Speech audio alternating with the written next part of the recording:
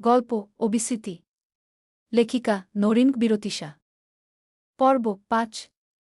রিজেকশনের কারণটা কি শুনতে পারি? জাস্ট ফর উইশ নাকি এনি প্রিভিয়াস রিলেশনশিপ? দুর্জয়ের অন্মনীয়গম্ভীর প্রশ্নের জবাবে কায়রা তখনও নির্বাক, নিশ্চল। স্তব্ধতার প্রলেপ জমেছে ওর আধখোলা ওষ্ঠাধরে। অক্ষিপ জুড়ে কেবল এক অদম্য বিস্ময়ের তোলপাড়। চঞ্চল মস্তিষ্কে হানা দিচ্ছে প্রশ্নের ঝাঁক, কোনো পুরুষের সৌন্দর্য এতটা মোহনীয় হতে পারে? অন্যদিকে কায়রাকে এমন সম্মোহিত, আচ্ছন্ন ভঙ্গিতে দাঁড়িয়ে থাকতে দেখে দুর্যোগ চৌড়া কপালে সূক্ষ্ম বিরক্তির রেখা চেপে ধীর, মন্থর পায়ে এগিয়ে এল কারার দিকে। পুরুষালিতপ্ত উপস্থিতি আর নামিদামি পারফিউমের ভারী সুবাস মিলেমিশে একাকার হয়ে মুহূর্তে সজাগ করল কারার অসাড ঘ্রাণেন্দ্রিয়। মেয়েটির উচ্চতা ওর কাদসম প্রায়, কিংবা তার চেয়েও ইঞ্চি খানেক নিচে হয়তো। দুর্যোগ সামান্য ঝুঁকে অনাবিত কৃষ্ণচোখের তীব্র দৃষ্টি সরাসরি নিবদ্ধ করল কারার বিস্ময়স্তব্ধ নেত্রে। সেই অতল চোখের প্রচ্ছন্ন সান্নিধ্য পেতেই হুট করে ঘোর ভাঙল কারার। সচেতনতায় ফিরে এলো অবাধ্য চঞ্চল মন। আকস্মিক অনুভূতির তোলপাড়ে আনমনে কেঁপে উঠল ওষ্ঠাধর, অস্ফুট স্বরে বেরিয়ে এল, আমি কি আপনাকে চিনি? দুর্জয় বাপাসের ভ্রুটা সামান্য উচাল। ঋজু ভঙ্গিতে দাঁড়িয়ে গম্ভীর, মেদহীন কণ্ঠে শুধাল, আই আস্কড ফার্স্ট, মিস। প্রশ্ন এড়িয়ে যাওয়া আমার পছন্দ নয়। যে কারণটা প্রথমে প্রডিউস করলেন সেটায় স্টিক করছেন তো? কায়রা কিন্তু এবার আর পিছিয়ে গেল না, কিংবা লোকটির কঠিন সামরিক গম্ভীরতায় ভরকেও গেল না। বরঞ্চ ওর কৌতূহলী চঞ্চল সত্তা বিদ্যুৎবেগে জাগ্রত হল এবার। দুর্জয়কে কিছু বলার সুযোগ না দিয়েই হুট করে আরও ২ কদম এগিয়ে এল ওর একবারে মুখোমুখি। পায়ের বৃদ্ধাঙ্গুলিতে ভর দিয়ে নিজের দেহটাকে খানিকটা উঁচিয়ে দুর্জয়ের সমুচ্চতায় পৌঁছানোর এক বিফল প্রয়াস করল কায়রা। সুঠাম দীর্ঘদেহের সামনে ব্যর্থ হয়ে শেষমেশ শাড়ির আঁচল সামলে ঘাটটা সামান্য ব্যাকিয়ে উঁচু করে ধরল। অতঃপর নিজের কোমল ডান হাতখানা দুর্জয়ের মুখের সামনে কয়েক ইঞ্চি ব্যবধানে তুলে ধরল। হাতের পাতার আড়ালে দুর্জয়ের চিবুক, ঠোঁট আর নাকের অংশটুকু ঢেকে ফেলে কেবল সেই অনাবিত, গভীর চোখ দুটিকে উন্মুক্ত রাখল কায়রা। ঠিক সেই একই চাহনি। কৃষ্ণগহ্বরের ন্যায় এক নিঃশব্দ আকর্ষণ, যা মুহূর্তেই সমস্ত চেতনাকে গহীন অতলে টেনে নিয়ে যায়। সম্মোহিত কারার হাত থরথর করে কেঁপে উঠল। দৃষ্টি স্থির হয়ে রইল বিস্ময়ে, অদৃশ্য মায়াজালের পর্শে অনুচ্চ শ্লথ কণ্ঠে কেবল আওড়াল, আপনি আপনি কি Durjoy Ahsan? Yes I am. প্রচণ্ড গাম্ভীর্যে মোড়া এক নির্লিপ্ত স্বীকারোক্তি। আর তাতেই পূর্বের অবস্থানে থাকা কারা সম্পূর্ণ অচল হয়ে রইল কয়েক মুহূর্তের তরে।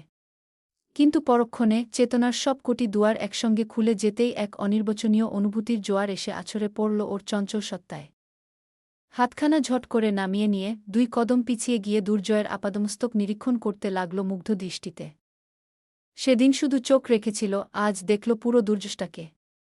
দুর্জয়ের শুভ্র বদন, নিখাত গা নীল শার্টের উপর উন্মুক্ত শক্ত সামর্থ্য গ্রীবা, টানটান চিবুক, শয়ত্নে ছাটা ঘন কালো চুল, হালকা চাপ দাড়ি, নিচের পাতলা দুটি ওষ্ঠাধর। দীর্ঘ লিজু শরীর, সুগঠিত চওড়া কাঁধ আর অটল ব্যক্তিত্ব মিলে ও যেন কোনো সুনিপুণ ভাস্করের অমর সৃষ্টি। সেই রূপের তীব্র দ্যুতিতে আচ্ছন্ন হয়ে পড়ার মতো অবস্থা কায়রার। ও ২ হাতে নিজের গাল চেপে ধরে হঠাৎ এক অবিশ্বাস্য উচ্ছ্বাসে প্রায় লাফিয়ে উঠল। Oh god! আপনি? মানে আমার Durjoy, I mean Durjoy? Major? The man on whom I. কথাটা শেষ না করেই কায়রা নিজের মুখ চেপে ধরল। ও কি বলতে যাচ্ছিল? The man on whom I have a crush? ফর্সা মুখশ্রী এক লহমায় প্রস্ফুটিত রক্তজবার বর্ণ ধারণ করল ওর। দুর্জয় কায়রার অবাধ্য চঞ্চলতা আর বাচালতার তোড় দেখে ভ্রু সামান্য কুঁচকে স্থির দৃষ্টিতে তাকিয়ে রইল। কায়রা ২ হাতে নিজের তপ্ত গাল চেপে ধরে কয়েক মুহূর্ত চোখ গোল গোল করে দাঁড়িয়ে রইল। বক্ষপিঞ্জরায় অবস্থানরত হৃদযন্ত্রটায় অদৃশ্য অশ্বের দৌড়পাল্লা আরম্ভ করেছে ইতিমধ্যেই। মনে মনে নিজেকেই নিজে ধিক্কার জানাল, ও আল্লাহ! এই লোক আমারই বাড়িতে! যাকে ভেবে ভেবে রাতের ঘুম হারাম করছিলাম, ওনাকে রিজেক্ট করতে আমি আস্ত একটা দিন খুলনা শহর চষে বেড়ালাম, সুন্দরবনে পালালাম, ধেরে মেজর বানিয়ে কিসব বিদঘুটে উক্তি ছড়ালাম। কি কপাল রে তোর কায়া! তবে চঞ্চল মনের ভেতরকার এই মহোৎসব বেশিক্ষণ গোপন রাখতে পারল না কায়রা। ও মুখ থেকে হাত সরিয়ে পরম বিস্ময়ে এক পা এগিয়ে এল। আপনি সত্যিই আমার বাড়িতে দাঁড়িয়ে আছেন? আই মিন, মানে আপনি কি আম্মুর সেই ছেলে ডিফেন্সে আছে মার্কা সুশীল পাত্র? দুর্জয় হাত দুটি আবার পকেটে পুরে নিল। অনমনীয় চোয়াল সামান্য শক্ত করে গম্ভীর কণ্ঠে বলল, আমি আমার প্রশ্নের আনসার এখনও পাইনি, মিস। রিজেকশনের রিজনটা ঠিক কী ছিল? ডিফেন্সের লোক পছন্দ নয় নাকি অন্য কিছু? কায়রা তৎক্ষণাৎ দুপাশে মাথা নেড়ে অবলীলায় বলে উঠল, আরে না না, কি যে বলেন! ডিফেন্সের লোক অপছন্দ হতে যাবে কেন? ডিফেন্সের লোক তো হেব্বি। আই মিন, তাদের পার্সোনালিটি, গ্রুমিং, অ্যাটিটিউড সব একদম নেক্সট লেভেল। আপনার এই নীল শার্টের কাটছাট দেখলেই তো যে কেউ একদম কুপোকাত হয়ে যাবে। দুর্জয়ের ডান পাশের ভ্রু আবার সামান্য উঁচিয়ে উঠল। এমন স্পষ্ট ও অনভিপ্রেত প্রশংসায় সাধারণ কোনো পুরুষ সামান্য ইতস্তত করলেও দুর্জয় আহসান ব্যতিক্রম।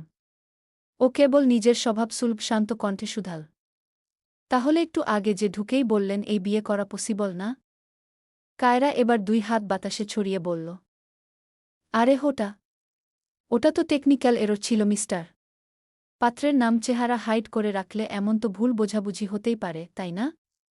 আমি তো ভেবেছিলাম কোনো কড়া মেজাজের ধেরে বুড়ো মেজর আসছে, যে ড্রয়িং রুমে বসেই আমাকে লেফট রাইট করাবে। কিন্তু আপনাকে দেখে কথাটা মাঝপথে আটকে কায়রা আবার চট করে নিজের জিভ কামড়ে ধরল। লজ্জায় কানের লতি পর্যন্ত লাল হয়ে উঠল ওর। দুর্জয় এবারও নিজের অতল কৃষ্ণাব চোখের রাশভারী ভাব সামলে অতি নিচু স্বরে বলল, প্যারেড করানোর মতো সময় বা ইচ্ছা কোনোটাই আমার নেই।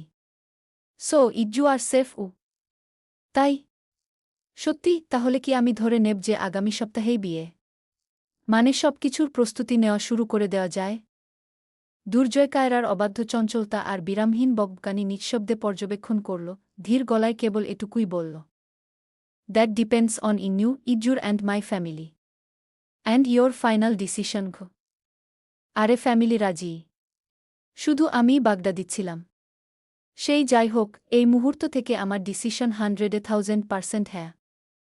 নিজের উচ্ছ্বাস সামলানোর উপায় না খুঁজে পেয়ে শেষমেশ পলানোর পথ বেছে নীল কায়রা।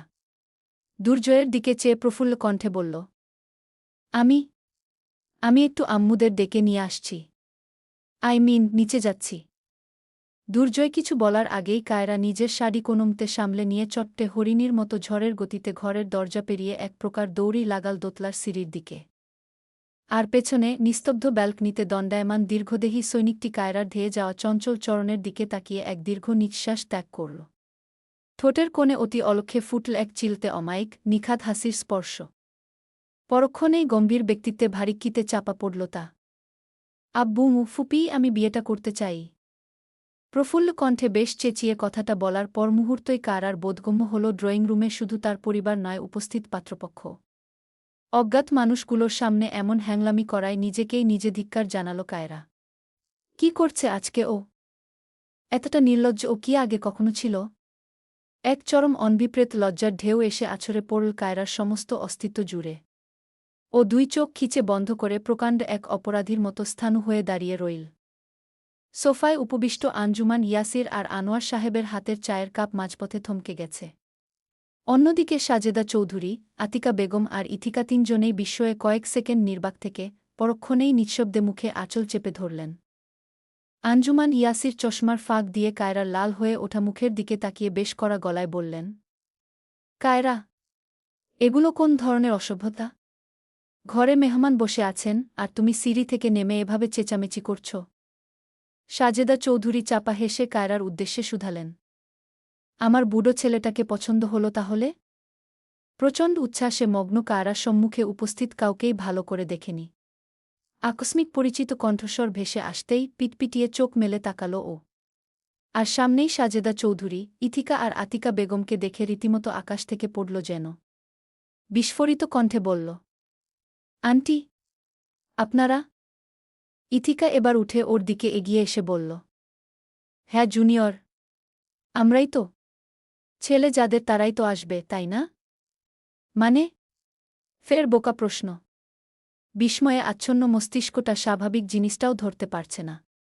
এবার সাজেদা চৌধুরী এগিয়ে এসে বলল, মানে তোমার ভাষ্যমতে আমার ধেড়ে বুড়ো মেজর ছেলের বু করে নিয়ে যেতে এসেছি তোমাকে।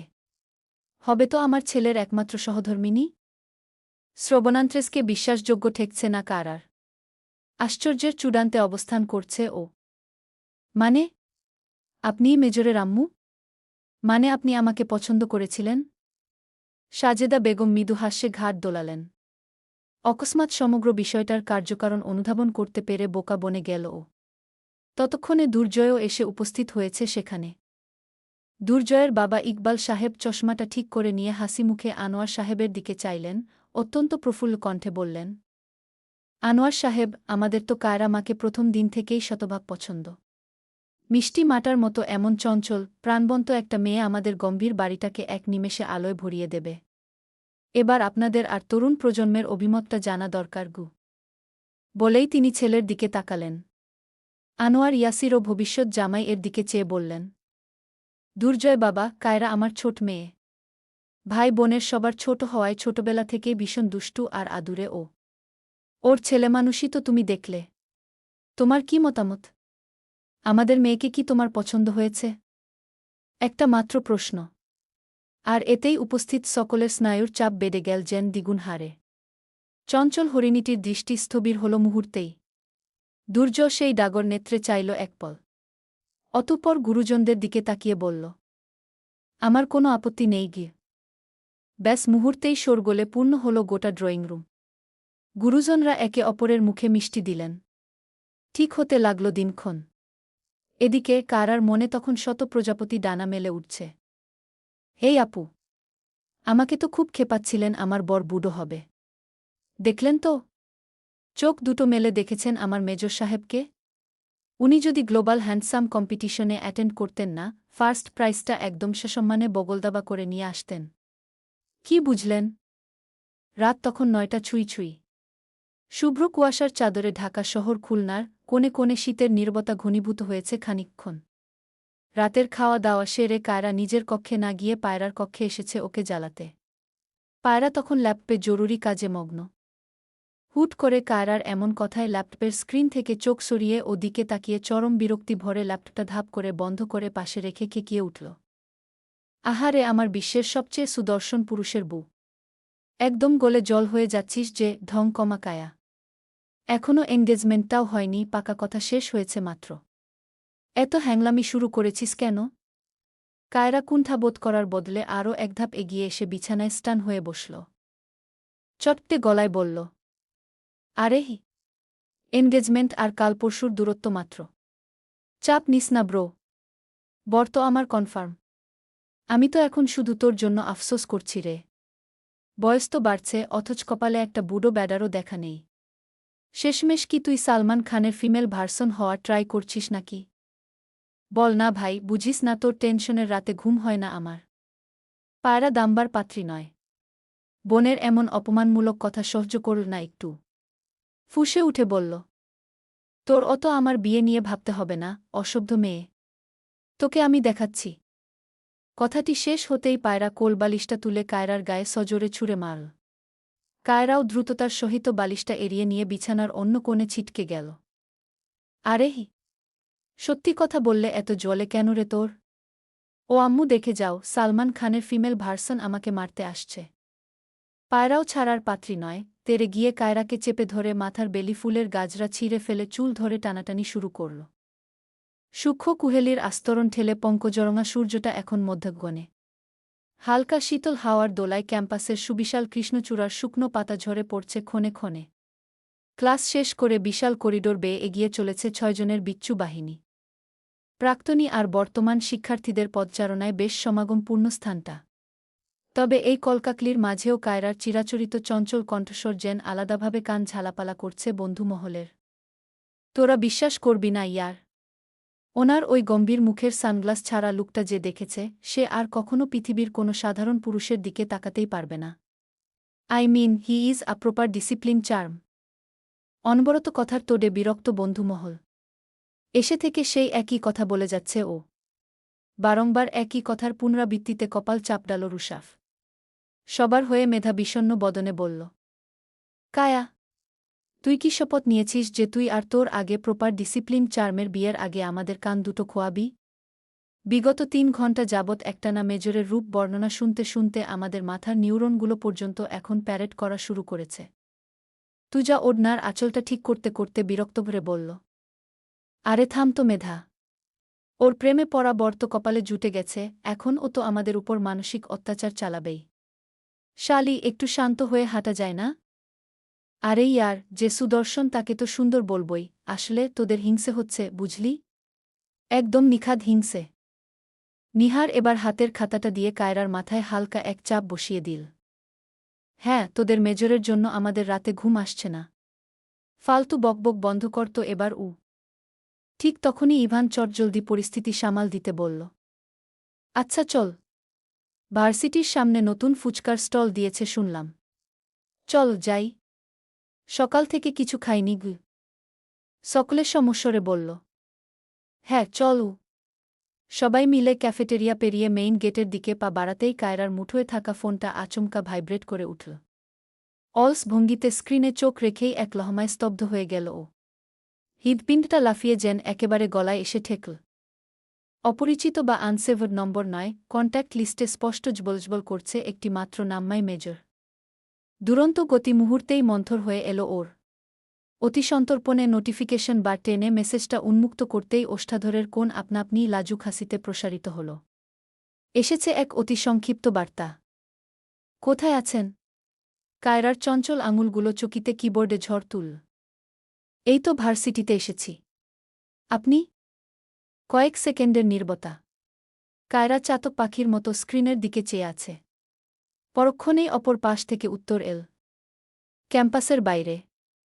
দ্রুত আসুন। চূড়ান্ত বিস্মিত কায়রা বাকরুদ্ধ হয়ে পড়ল মুহূর্তের তরে। দুর্জয়! এখানে? মানে ওর ক্যাম্পাসের সামনে? হঠাৎ? প্রশ্নগুলোর কোনো কুলকিনারা খুঁজে না পেয়ে তড়িঘড়ি আঙুল চালাল। হঠাৎ? কোনো সমস্যা হয়েছে কি? ওপাশ থেকে উত্তর আসতে এক সেকেন্ডও দেরি হল না।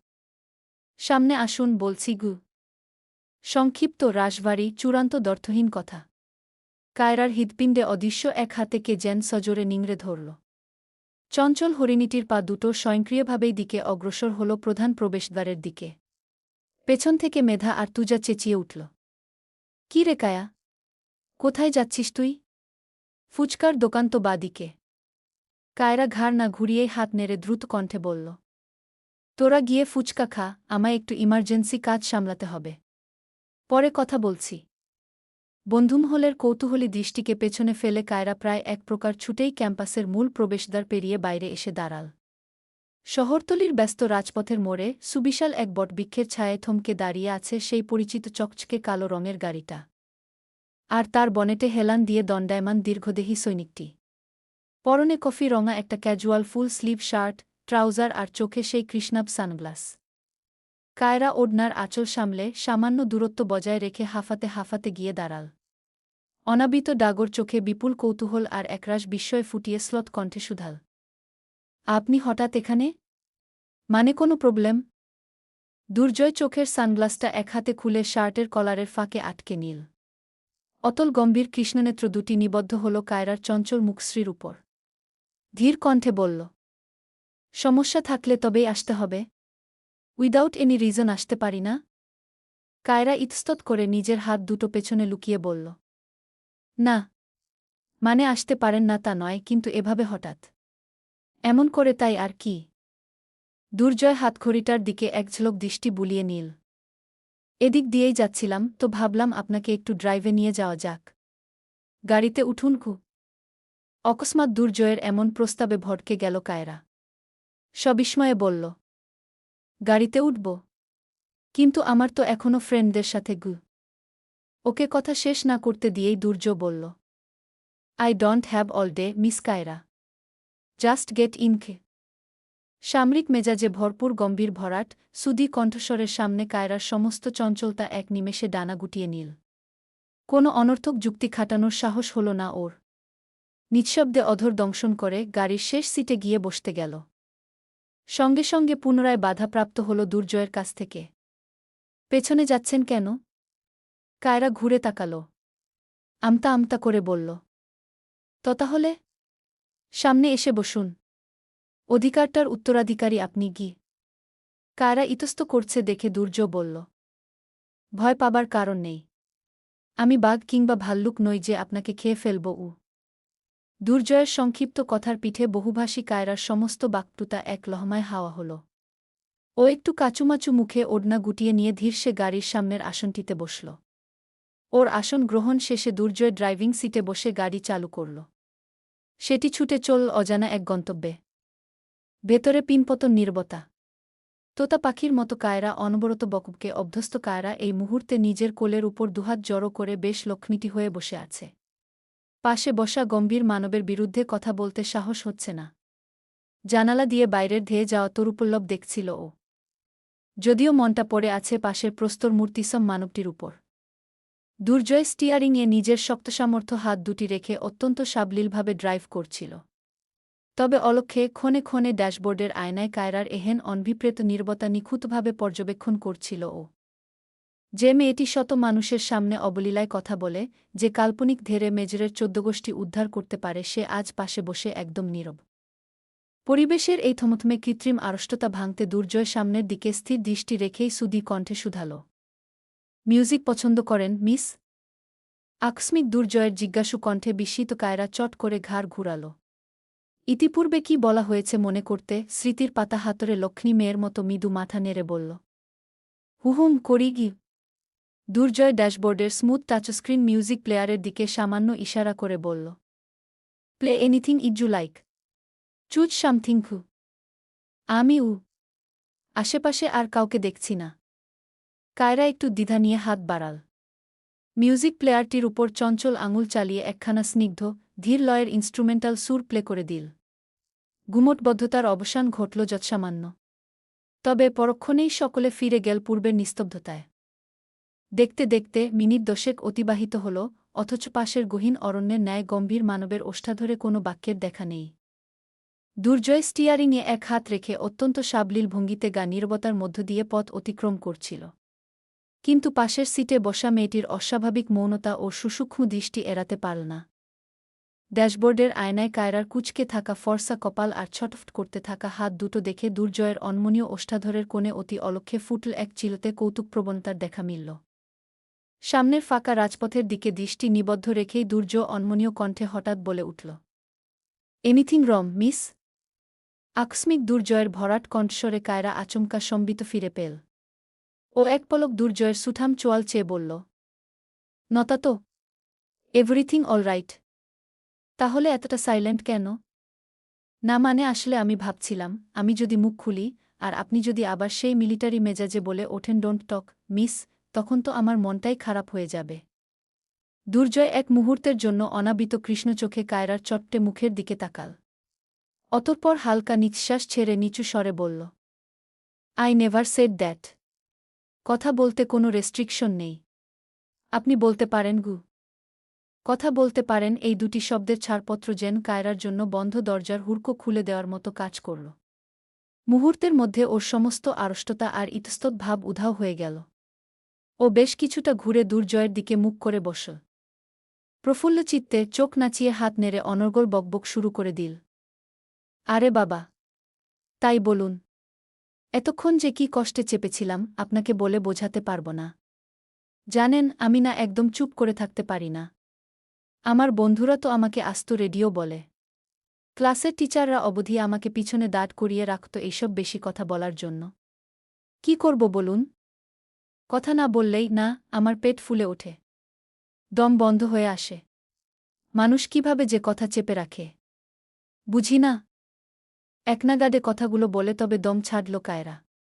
অথচ পাশে বসা লোকটা এখনও নির্বাক, কিঞ্চিত কৌতূহলী হয়ে কারা শুধাল, আপনি মেবি অনেক কম কথা বলেন? দুর্জয় সম্মুখে দৃষ্টি নিবদ্ধ রেখে বলল, হ্যাঁ, কারণ আপনি সম্ভবত বেশি কথা বলেন। কায়রা প্রস্তুত হয়ে উঠল। মুখের উপর এমন গরম গরম জবাব আশা করে নিও। বোকা হাস্যে ঘাট চুলকে বলল, ও আর কি? এত কষ্ট করে ভিডিও বানাই, আপনারা কমেন্ট করেন না কেন? কমেন্ট না করলে কিন্তু গল্প দেরি করে দিব।